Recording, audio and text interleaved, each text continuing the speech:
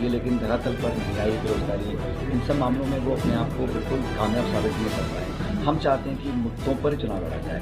BJP चाहती है कि भावनात्मक मुद्दे, जज्बाती मुद्दों पर चुनाव लड़ा जाए। तो चिंतित हैं कि धरातल पर स्थितियाँ अलग हैं और इसीलिए वो एक एक करके कांग्रेस या बाकी पक्ष के लोगों को अपने साथ जोड़ना चाह रहे हैं। अगर उनमें इतना आत्मविश्वास होता वाले नेता हैं उनको भी कांग्रेस से दूर किया है और अपने साथ शामिल किया है, इससे कोई फर्क पड़ने वाला क्या है? मैंने कहा ना, चुनाव से पहले बहुत से लोग आते हैं, बहुत से लोग जाते हैं।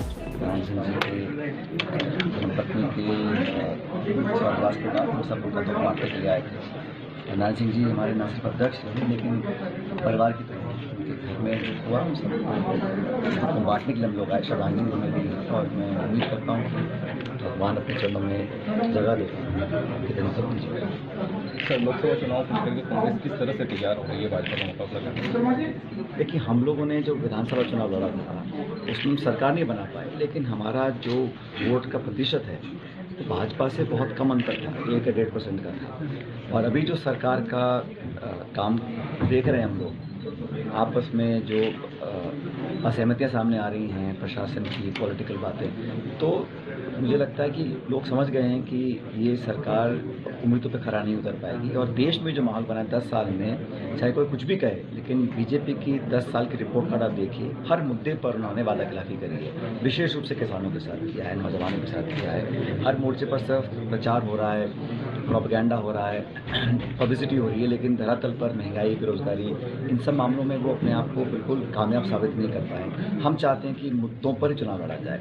बीजेपी चाहती है कि भावनात्मक मुद्दे, जज्बाती मुद्दों पर चुनाव लड़ा जाए। हम चाहते हैं कि फसल खरीद पर चुनाव लड़ा जाए, कितना निवेश हो उस पर चुनाव लड़ा जाए, 2 करोड़ रोजगार की रात की थी उस पर चुनाव लड़ा जाए। और हम इंडिया, हमारा जो अलायंस पार्टनरशिप बनी है बड़ी मजबूत है। अभी 3-4 राज्यों में हमने अपनी सीट शेयरिंग के अनाउंसमेंट्स करी है, आने वाले दिनों में और भी हम लोग अनाउंसमेंट्स करेंगे। तो इंडिया अलायंस मजबूत है और यही कारण है शायद कि बीजेपी बोलते हैं वो 304, 400 पार, 500 पार, लेकिन वो चिंतित हैं कि धरातल पर स्थितियाँ अलग हैं और इसीलिए वो एक एक करके कांग्रेस या बाकी पक्ष के लोगों को अपने साथ जोड़ना चाह रहे हैं। अगर उनमें इतना आत्मविश्वास होता सीट जीतने का, चुनाव जीतने का, तो काहे को वो अलग अलग नेताओं पर डोरे डालते और अपने साथ जोड़ते। सर, कई जनाधार वाले नेता हैं उनको भी कांग्रेस से दूर किया है और अपने साथ शामिल किया है, इससे कोई फर्क पड़ने वाला क्या है? मैंने कहा ना, चुनाव से पहले बहुत से लोग आते हैं, बहुत से लोग जाते हैं। ये लगभग हर चुनाव के पहले होता है, लेकिन ये चुनाव अलायंस का चुनाव है।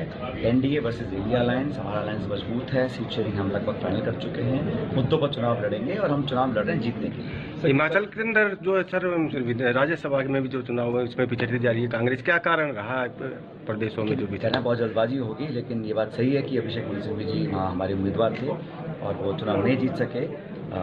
कुछ वहाँ पर एमएलएज का वोट नहीं पड़ा, उस पर पार्टी ने ऑब्जर्वर्स अपॉइंट किए हैं, वो शिमला पहुँच रहे हैं। बहुत जल्द सबसे बात करेंगे। मैं उम्मीद करता हूँ कि मामले को सुलझा देंगे। सर, राजस्थान को लेकर किस तरह से देखते हैं? अच्छे परिणाम आएंगे, बहुत अच्छे परिणाम।